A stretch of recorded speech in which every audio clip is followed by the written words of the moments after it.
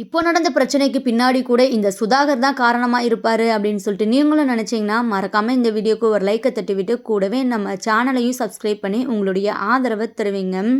Councillor விஷயத்துல பாக்கியா தப்பு பண்ணிட்டாங்க தாங்க சொல்லணும். ஏன்னா, அந்த ஆளு பிரச்சனை பண்ணும்போதே அவங்க போயிட்டு போலீஸ்கிட்ட வந்து சொல்லியிருந்திருக்கலாம்.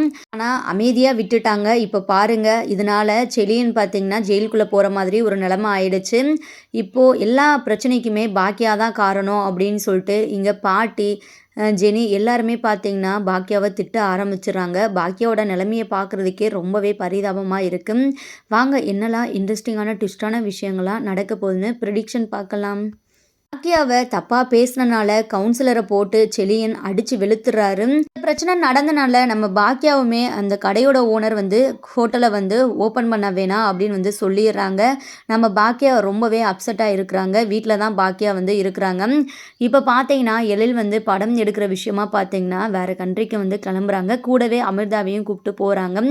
எழில் வந்து போகிறனால நல்லபடியாக எழில் சக்ஸஸ் ஆகணும் அப்படின்னு சொல்லிட்டு நம்ம பாக்கியா கோவிலுக்கு போயிட்டு வீட்டுக்கு வராங்க. வந்துட்டு எழிலுக்கு வந்து திருநீர்லாம் வச்சு விட்டு அழகாக வழி அனுப்பி விடுறாங்க. இங்கே எல்லாருமே பேசிகிட்டு இருக்கிறாங்க. பாக்கியாவை எப்போதும் போல் பாட்டி இருந்துக்கிட்டு, நீ அந்த கடையெல்லாம் வந்து மூடிட்டு பேசாமல் வீட்டிலே இரு அப்படின்னு வந்து சொல்லிட்டு இருக்கிறாங்க. சடனாக போலீஸ்காரங்க வராங்க. வந்துட்டு இங்கே யார் செலியன் அப்படின்னு வந்து கேட்குறாங்க. உடனே செலியன் இருந்துக்கிட்டு நான் தாங்க சார் என்ன அப்படின்னு வந்து கேட்குறாங்க. நீ என்ன உனக்கு மனசில் ரவுடின்னு சொல்லிட்டு நினப்பா, கவுன்சிலரை போட்டு நீ அடிச்சிருக்கிற அப்படின்னு சொல்லிட்டு வந்து சொல்கிறாங்க. இங்கே பார்த்தீங்கன்னா நம்ம பாக்கியா, கோபி எல்லாருமே வந்து நடந்த விஷயங்களை வந்து சொல்கிறாங்க. சார் நாங்கள் சொல்கிறத கேளுங்க, செலியன் மேலே எந்த தப்பும் இல்லை, அவங்க தான் தேவையில்லாமல் பிரச்சனை பண்ணாங்க அப்படின்னு வந்து சொல்கிறாங்க. ஆனால் இவங்க சொல்கிறத எதையுமே வந்து போலீஸ் ஒரு பெரிய விஷயமாவே எடுத்துக்கிற மாட்றாங்க. சட்டத்தை நீங்களே கையில் எடுத்துக்கிட்டா அப்போது நாங்கள் எதுக்கு பிரச்சனை அவங்க பண்ணாங்கன்னா நீங்கள் எங்ககிட்ட தானே வந்து சொல்லியிருக்கணும். அதை விட்டு நீங்கள் எதுக்காக போயிட்டு அடிச்சிங்க அப்படின்னு வந்து சொல்கிறாங்க. இல்லை என் பையன் ஒன்றும் அவங்கள அடிக்கலை, அவங்களும் தான் என் பையனை அடித்தாங்க, அவங்க ரொம்பவே தப்பு தப்பாக பேசினாங்க அப்படின்னு சொல்லிட்டு வந்து சொல்கிறாங்க. ஆனால் போலீஸ் இருந்துக்கிட்டு எதுனாலும் நீங்கள் ஸ்டேஷனில் வந்து பேசிக்கோங்க அப்படின்னு சொல்லிட்டு செலினை வந்து அரெஸ்ட் பண்ணிட்டு போயிடுறாங்க. இதனால ஜெனி ரொம்பவே ஃபீல் பண்ணி அழுகுறாங்க. வீட்டில் யார் சொல்கிறதையுமே பார்த்தீங்கன்னா போலீஸ்காரங்க வந்து சுத்தமாக கேட்கவே மாட்றாங்க. நீங்கள் என்ன பேசுனாலும் அங்கே வந்து பேசுங்க அப்படின்னு சொல்லிட்டு இங்கே ஜீப்பில் செலினை ஏற்றிட்டு போயிடுறாங்க. ஜெனி இருந்துக்கிட்டு ரொம்பவே ஃபீல் பண்ணி அழுதுட்டு இருக்கிறாங்க. இங்கே பாக்கியா வந்து செலினை எப்படினாலும் வந்து வெளியே கூட்டு வரணும் அப்படின்னு சொல்லிட்டு ஸ்கூட்டி எடுத்து கிளம்ப போகிறாங்க. உடனே பாட்டி இருந்துக்கிட்டு நீ எங்கே போகிற அப்படின்னு வந்து கேட்குறாங்க. நான் செலினை எப்படினாலும் வெளியே கொண்டு வந்துடுவேன், நீங்கள் ஒன்றும் கவலைப்படாதீங்க அப்படின்னு வந்து சொல்கிறாங்க. பாட்டி இருந்துக்கிட்டு பாக்கியாவை பிடிச்சி திட்டுறாங்க. நீ எதுவுமே பண்ண வேணாம், எல்லா பிரச்சனைக்கும் நீ தான் காரணம், இப்போது மறுபடியும் எதனாலும் பிரச்சனையை உண்டு பண்ணாத அப்படின்னு வந்து சொல்கிறாங்க. அடுத்து பார்த்தீங்கன்னா ஜெனி கூட வந்து பாக்கியாவை ஒரு மாதிரி பேசுகிறாங்க. நீங்கள் ரொம்பவே மாறிட்டீங்க, ரொம்பவே சுயநலமாக வந்து இப்போல்லாம் இருக்கிறீங்க, தயவு செஞ்சு நீங்கள் இன்னுமே பிரச்சனையை பெருசாக்காதீங்க, குழப்பம் பண்ணாதீங்க அப்படின்னு சொல்லிட்டு நம்ம ஜெனி கூட வந்து சொல்லிடுறாங்க. இதனால பாக்கியா ரொம்பவே அப்செட் ஆகிடுறாங்க. நெக்ஸ்ட்டு என்ன பண்ணுறதுனே தெரியாமல் இங்கே பாக்கியா வந்து இருக்கிறாங்க. அதே மாதிரி இங்கே ஜெனி ரொம்பவே பார்த்திங்கன்னா அழுதுகிட்டே இருக்கிறாங்க. பாட்டி ஜெனியை சமாதானப்படுத்திட்டு இருக்கிறாங்க. விஷயம் தெரிஞ்சு ஜெனியோட அப்பாவுமே பார்த்திங்கன்னா இங்கே வீட்டுக்கு வராங்க. ஜெனியோட அப்பாவை பார்த்ததுமே ஜெனி பார்த்திங்கன்னா கட்டி பிடிச்சி கதறி அழுகிறாங்க. அண்டு நடந்த எல்லா விஷயத்தையுமே பார்த்திங்கன்னா ஜெனியோட அப்பாவுக்கு வந்து பாட்டி சொல்கிறாங்க. இதை கேட்ட ஜெனியோட அப்பா பார்த்தீங்கன்னா பாக்கியா மேலே பயங்கரமாக கோவப்படுறாரு. உங்களுக்கு வேறு பிஸ்னஸே இல்லையா, இந்த பிஸ்னஸ் தான் பண்ணணுமா, இப்போ யார் இதனால் வந்து பிரச்சனையில் மாட்டிகிட்டு இருக்கிறா, எதுக்கு தான் இப்படிலாம் தேவையில்லாத வேலை பண்ணிகிட்டு இருக்கிறீங்க, எங்கள் வீட்டு பொண்ணை வந்து இதுக்காக தான் நாங்கள் அனுப்பிச்சி விட்டோமா, ஜெனி இதுக்காக தான் நீ வந்து அங்கேருந்து ஓடி வந்தியா அந்த வீட்டுக்கு அப்படின்னு வந்து ஒரு மாதிரி இங்கே பாக்கியாவை ரொம்பவே மரியாதை குறைவாக வந்து பேசிகிட்டு இருக்கிறாங்க. இங்கே ஜெனிக்குமே அது ஒரு மாதிரி கஷ்டமாக இருக்குது. ஏன்பா ஆண்டி இப்படிலாம் பேசுகிறீங்க அப்படின்னு சொல்லிட்டு வந்து கேட்குறாங்க. அப்புறம் என்ன ஜெனி, நடக்கிறதெல்லாம் பார்க்கும்போது எனக்கு சுத்தமாக பிடிக்கல அப்படின்னு சொல்லிட்டு, சரி நான் எப்படினாலும் மாப்பிள்ளையை வெளியே கூட்டு வர ட்ரை பண்ணுறேன் அப்படின்னு சொல்லிட்டு அங்கேருந்து கிளம்பிடுறாங்க. இங்கே வெளியே போன கோபியுமே ரொம்பவே ஏமாற்றத்தோடு தான் வீட்டுக்கு திரும்பி வர்றாரு.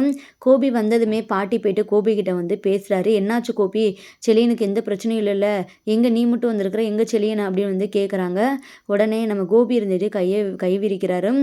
இல்லைம்மா, எவ்வளவோ பேசி பார்த்தோம், ஆனால் வந்து செலியனை வெளியே விட முடியாது அப்படின்னு சொல்லிட்டு சொல்லிட்டாங்க. ஏன்னா அவன் அடித்த ஆள் அந்த மாதிரி பதவியில் இருக்கிற ஆள், அவங்க வந்து பதவியில் இருக்கனால பெரிய பெரிய ஆளுங்க கிட்ட பேசி போலீஸ்க்கு ரொம்பவே ப்ரெஷர் கொடுக்குறாங்க, அவங்கக்கிட்ட எதுவுமே பேச முடியல, அவங்க பக்கம் தான் எல்லாருமே நிற்கிறாங்க அப்படின்னு வந்து சொல்கிறாங்க. இந்த விஷயத்த கேட்டதுக்கப்புறம் இங்கே ஜெனி இன்னுமே ரொம்பவே அதிகமாக அழுகுறாங்க. பாட்டி இருந்துக்கிட்டுமே பார்த்தீங்கன்னா ரொம்பவே ஃபீல் பண்ணுறாங்க. அப்போது நம்ம செலியனை வெளியவே கொண்டு வர முடியாதா அப்படின்னு வந்து கேட்குறாங்க. ஆமாம்மா, கஷ்டம்தான், நானும் ட்ரை பண்ணுறேன். இன்னொரு பக்கம் ஜெனியோட அப்பாவுமே பார்த்தீங்கன்னா ட்ரை பண்ணிகிட்ருக்கிறாரு, பார்ப்போம் என்ன நடக்குது அப்படின்னு சொல்லிட்டு ரொம்பவே ஏமாற்றத்தோட நம்ம கோபி இருந்துக்கிட்டு பேசுகிறாரு. இதனால பாட்டி, பாக்கியா அண்டு செனி எல்லாருமே ரொம்பவே ஷாக் ஆகுறாங்க. பாக்கியா இருந்துக்கிட்டு அது எப்படி அவங்கக்கிட்ட பதவி இருந்தால் என்னன்னாலும் பண்ணலாமா, நியாயம் இருக்கணும்ல, நியாயம் தான் எப்போதுமே ஜெயிக்கும், உண்மை தான் ஜெயிக்கும் அப்படின்னு வந்து பேசிகிட்டு இருக்கிறாங்க. உடனே பாட்டிக்கு கோவம் வருது. எல்லாத்தையும் காரணம் நீ தான், இப்படியே நீ பேசிகிட்டு இருக்கனால தான் வந்து இப்படிலாம் பிரச்சனை வருது. இப்போ கூட வந்து உன் வாய் ஓயுதான் பாரு, நியாயம் தான் ஜெயிக்கும், நியாயம் நல்லா ஜெயிக்கும், பதவி பதவி தான் ஜெயிக்கும் அப்படின்னு சொல்லிட்டு அவங்க ஒரு பக்கம் வந்து சொல்லிட்டு இருக்கிறாங்க. கரெக்டாக இந்த டைமில் பார்த்தீங்கன்னா இனியா, சுதாகர், நிதிஷ் எல்லாருமே வந்து வீட்டுக்கு வராங்க. வந்த இனியா வந்து ரொம்பவே கதறி அழுதுகிட்டே வந்து நம்ம பாக்கியாவை கட்டி பிடிக்கிறாங்க. என்னாச்சுமா, அண்ணாக்கு என்னாச்சு அப்படின்னு சொல்லிட்டு. இங்கே பாக்கியா இருந்துக்கிட்டு அதெல்லாம் ஒன்றும் இல்லை அப்படின்னு வந்து சொல்கிறாங்க. பாட்டி இருந்துக்கிட்டு பாக்கியாவை பிடிச்சி திட்டுறாங்க. எவ்வளோ பெரிய விஷயம் நடந்திருக்கு, ஒன்றுமே இல்லைன்னு சொல்லிட்டு சொல்கிற அப்படின்னு. அப்புறம் ஜெனிக்கிட்டேயுமே போயிட்டு இனியா பேசுகிறாங்க, அழுகுறாங்க. இங்கே சுதாகருக்கு விஷயத்த கேட்டு தெரிஞ்சுக்கிறாரு என்னதான் ஆச்சு அப்படின்னு சொல்லிட்டு. அப்போ தான் பாட்டி இருந்துக்கிட்டு நடந்த எல்லா விஷயத்தையுமே சொல்கிறாங்க. இந்த மாதிரி பாக்கியாவை அங்கே வந்தவங்க தப்பாக பேசிட்டாங்க, அதனால கோவத்தில் செலியன் அவங்கள போட்டு அடிச்சிட்டான், அவர் ஒரு கவுன்சிலர் போல், இப்போது வந்து செலியன் மேலே கம்ப்ளைண்ட் கொடுத்து வெளியே வர முடியாத அளவுக்கு இருக்குது அப்படின்னு வந்து சொல்கிறாங்க. இதை கேட்ட சுதாகருக்கும் ரொம்பவே மனசுக்குள்ளே சந்தோஷமாக இருக்குது. ஆனால் அதை எதையுமே வெளியே காட்டிக்காமல், இதுக்கு தான் நான் அப்போவே சொன்னேன் சம்மந்திக்கிட்ட, வேணாம் அங்கெல்லாம் கடையை ஓப்பன் பண்ண வேணாம் அப்படின்னு சொல்லிட்டு சொன்னேன், கேட்டாங்களா, அது சரியில்லாத இடம் அப்படின்னு சொல்லிட்டு தான் சொன்னேன், அந்த மாதிரி வந்து சொல்கிறாங்க. இங்கே பாக்கியாவை ஒரு மாதிரி சுதாகர் வந்து பேசுகிறாங்க. இங்கே பாக்கியாவுக்கு சுதாகர் பேசுகிறனால செம்ம கோவம் வருது. உடனே பாட்டி இருந்துக்கிட்டு பாக்கியாவை பிடிச்சி திட்டுறாங்க. யார் சொல்கிறதையாச்சும் கேட்குறியா பாக்கியா, இப்போது உன்னால தான் இப்போது இந்த வீட்டில் இவ்வளோ பிரச்சனை நடக்குது அப்படின்னு சொல்லிட்டு இங்கே பாக்கியாவை பிடிச்சி திட்டிகிட்டு இருக்கிறாங்க ரொம்பவே. ஜெனியுமே பார்த்திங்கன்னா ஒரு மாதிரி பாக்கியாவை பேசுகிறாங்க. இதனால நம்ம பாக்கியா பதில் பேச முடியாமல் ஒரு மாதிரி சேடாக தான் நின்றுட்டுருக்குறாங்க. நெக்ஸ்ட்டு பார்த்திங்கன்னா இங்கே சுதாகர் இருந்துக்கிட்டு எல்லாருக்கிட்டேயுமே வந்து பேசுகிறாங்க. நீங்கள் ஒன்றும் கவலைப்படாதீங்க, கண்டிப்பாக நான் ஹெல்ப் பண்ணுவேன், எப்படினாலும் செலியனை நான் வெளியே கூப்பிட்டு வந்துடுவேன் அப்படின்னு சொல்லிட்டு நல்லவர் மாதிரி நாடகம் ஆடிட்டு இருக்கிறாரு. உடனே ஒரு ஃபோன் கால் பண்ணுறாரு தன்னோட ஆளுங்கக்கிட்ட பேசுகிற மாதிரி. என்ன பேசுனீங்களா, வெளியே கொண்டு வந்துடலாம்ல அப்படின்னு சொல்லிட்டு. அப்போ தான் தெரியுது இது எல்லாத்துக்குமே காரணம் இந்த சுதாகர் தான். இந்த சுதாகர் தான் பார்த்தீங்கன்னா இந்த பிரச்சனையவே உண்டு பண்ணியிருக்கிறாரு அப்படின்னு சொல்லிட்டு பேசினதுக்கப்புறம் இங்கே எல்லாருக்கிட்டையுமே வந்து சுதாகர் வந்து சொல்கிறாரு, இன்னும் கொஞ்ச நேரத்தில் செலியா வந்து வீட்டுக்கு வந்துடுவா, நீங்கள் ஒன்றும் கவலைப்படாதீங்க அப்படின்னு சொல்லிட்டு கிளம்புறாரு. இதை கேட்டு வீட்டில் எல்லாருக்குமே ரொம்பவே சந்தோஷமாக இருக்குது. இனியா மட்டும் அங்கே இருக்கிறாங்க. இனியா வந்து நான் கொஞ்சம் நேரம் இருந்துட்டு வரேன், நீங்கள் போங்க, கொஞ்சம் எனக்கு மனசே சரியில்லை அப்படின்னு சொன்னனால இங்கே நிதிஷ்மே சுதாகரோட பார்த்திங்கன்னா கிளம்பிடுறாங்க. சுதாகர் போனதுக்கப்புறம் பார்த்திங்கன்னா வீட்டில் பாட்டி, ஜெனி எல்லாருமே சுதாகரை ரொம்பவே தலையில் தூக்கி வச்சு ரொம்பவே பெருமையாக பேசிகிட்டு இருக்கிறாங்க. சம்மந்தி சுதாகர் மட்டும் இல்லைன்னா கண்டிப்பாக செலியன் வந்து ஜெயிலுக்குள்ளே தான் இருந்திருப்பா, வெளியவே வந்திருக்க மாட்டான், அவர் நம்மளுக்கு எவ்வளோ பெரிய விஷயம் பண்ணியிருக்கிறாரு, ஆனால் இந்த பாக்கியா அதெல்லாம் புரிஞ்சுக்கவே மாட்டா, இன்னுமே அவரை தப்பு தான் சொல்லுவா, ஏன் இப்போ நடந்த பிரச்சனைக்கு கூட அவரை தான் சொல்லுவா அப்படின்னு வந்து சொல்கிறாங்க. இங்கே பார்த்தீங்கன்னா பாக்கியாவுக்கு அதுக்கு முன்னாடி இருந்தே டவுட்டு தான் இருக்குது, இந்த விஷயத்தில் இவரும் இன்வால்வ் ஆயிருப்பாரோ, இவரோட பங்கு தான் கண்டிப்பாக இருக்கும் அப்படின்னு சொல்லிட்டு அவர் பேசுகிற விதத்தை வச்சே நம்ம பாக்கியா வந்து ரொம்பவே புரிஞ்சுக்கிறாங்க. இங்கே பார்த்தீங்கன்னா இவங்கெல்லாம் பேசுகிறத கேட்டுட்டு நம்ம பாக்கியா அமைதியாக இருக்கிறாங்க. நம்ம பாட்டி இருந்துக்கிட்டு, என்ன பாக்கியா இப்போவாச்சும் நீ புரிஞ்சுக்கோ அவரை பற்றி, அவரோட நல்ல மனசை பற்றி, சரியா, இதுக்கப்புறமாச்சும் நீ பிஸ்னஸ் பண்ண போகிறேன், அங்கே போகிறேன் இங்கே போகிறேன்னு சொல்லிட்டு போகாமல் வீட்டில் அமைதியாக வீட்டு வேலையை பார்த்துட்டு இரு அப்படின்னு வந்து சொல்கிறாங்க. எங்கள் பாக்கியா இருந்துக்கிட்டு, எனக்கு இதுக்கு பின்னாடி ஏதோ ஒரு காரணம் இருக்கிற மாதிரி தெரியுது, இது ஒன்றும் தன்னால் நடக்கலை, அது எப்படி எல்லா பேரும் பேசியும் ஒன்றும் ஆகலை, இவர் ஒரு ஃபோன் கால் பண்ணதுமே பார்த்தீங்கன்னா எல்லா பிரச்சனையும் சரியாகும் அப்படின்னு வந்து சொல்கிறாங்க. இங்கே இனியாவுமே அந்த இடத்துல இருக்கிறாங்க.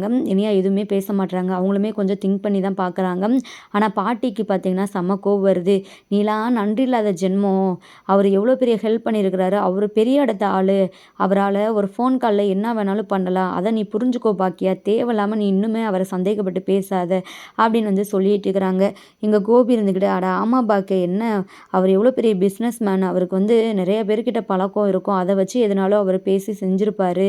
இப்போ கூட நீ அவரை சந்தேகப்படுறது கொஞ்சம் கூட நியாயமே இல்லை அப்படின்னு வந்து சொல்கிறாங்க. ஆனால் பாக்கியா இருந்துக்கிட்டு, நீங்கள் என்ன வேணாலும் நீங்கள் பேசுங்க, அவருக்கு ஆதரவாக பேசினாலும் எனக்கு அவர் மேலே நம்பிக்கை இல்லை, அவரை பற்றி எனக்கு நல்லாவே தெரியும், உங்ககிட்ட எப்படி நாடகம் ஆடுறாரு, என்கிட்ட எப்படி பேசுகிறாரு அப்படின்னு சொல்லிட்டு எல்லா விஷயமும் எனக்கு தெரியும் அப்படின்னு வந்து சொல்லிட்டு இருக்கிறாங்க. இங்கே பாக்கியெல்லாம் பேசுகிறத கேட்டுட்டு இனியாவுக்கு ரொம்பவே ஷாக்காக இருக்குது. உண்மையாகவே அம்மா சொல்கிறது உண்மையாக கூட இருக்கலாம், அவங்க பேசுகிறது அவங்க நடந்துக்கிறது எதுவுமே சரியில்லை, நம்ம வேலைக்கு போகிறோம்னு சொல்கிறோம், நம்ம பிஸ்னஸை பார்த்துக்குறோன்னு சொல்கிறோம் ரெஸ்டாரண்ட்டை, அது கூட அவங்க நம்மளுக்கு தடையாக இருக்கிறாங்க, நல்லவங்களாக இருந்தால் எதுக்கு பார்த்துக்குமா அப்படின்னு சொல்லிட்டு சொல்லலாம்ல அப்படின்னு சொல்லிட்டு இனியாவுமே ஒரு பக்கம் ரொம்பவே யோசனையாக இருக்கிறாங்க.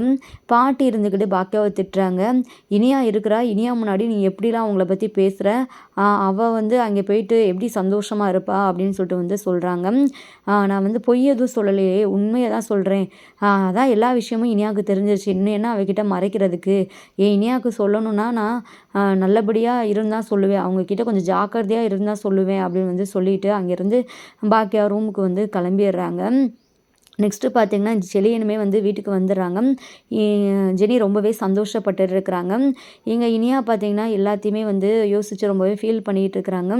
பாக்கியாவோட ரூமுக்கு போயிட்டு ஒரு மாதிரி வந்து அப்செட்டாக இருக்கிறாங்க. அதை பார்த்த பாக்கியா, என்னாச்சு ஜெனி, ஏன் இப்படி டல்லாக இருக்கிற, நீ அங்கே சந்தோஷமாக தானே இருக்கிற, எல்லோரும் நல்லா நடந்துக்கிறாங்களே, சரி வேறு எதுவும் என்ன பிளான் பண்ணியா, உன்னோட ஸ்டடி அண்டு ஒர்க்கு எதனாலும் என்ன யோசிச்சில்ல, நான் தான் சொல்லியிருக்கிறேன்ல அம்மா, நீ வீட்டில் மட்டும் உட்காந்துடக்கூடாது, கடைசி முடியும் நீ மற்றவங்கள எதிர்பார்த்து இருக்கிற மாதிரி உன் நிலமை ஆகிடும் அப்படின்னு சொல்லிட்டு சொல்லிட்டு இருக்கிறாங்க.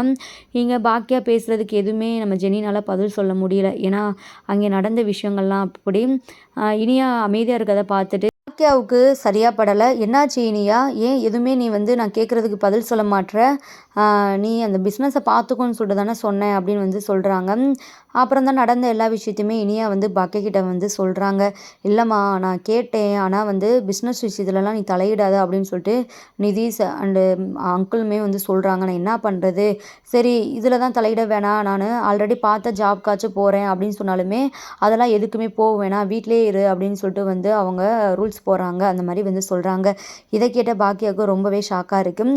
பாக்கியா வந்து அட்வைஸ் பண்ணுறாங்க, ஆல்ரெடி அம்மா உங்ககிட்ட சொன்ன விஷயந்தான் இனியா, அம்மா நிலைமையெல்லாம் நீ பார்த்துருக்க தானே, அம்மா இப்போது இருக்கிற நிலைமைக்கும் முன்னாடி எப்படி இருந்தேன்னு சொல்லிட்டு உனக்கே நல்லா தெரியும், அதனால தான் அம்மா உங்ககிட்ட வந்து சொல்கிறேன், எப்போதுமே நீ வந்து அடுத்தவங்கள நம்பி இருக்கக்கூடாது, உன்னை நம்பி தான் இருக்கணும், உனக்குன்னு வந்து ஒரு வேலை இருக்கணும் சரியா, நீ எதனால யோசித்து முடிவிடு, ஆனால் அவங்கள எதிர்த்து நீ எதுவுமே பண்ணாத, அவங்கள நீ புரிஞ்சுக்க வை, உன்னால் முடியும், பிஸ்னஸ் விஷயம்லாம் வந்து உனக்கு தெரியும் தானே இனியா, அதில் என்ன உனக்கு எக்ஸ்பீரியன்ஸ்லாம் தேவை கிடையாது, அம்மா வந்து 2 ரெஸ்டாரண்ட்டை வந்து ரன் பண்ணியிருக்கிறேன், என் கூட நீ நிறைய டைமில் இருந்திருக்கிற அப்படின்னு சொல்லிட்டு அட்வைஸ் பண்ணிகிட்டு இருக்கிறாங்க.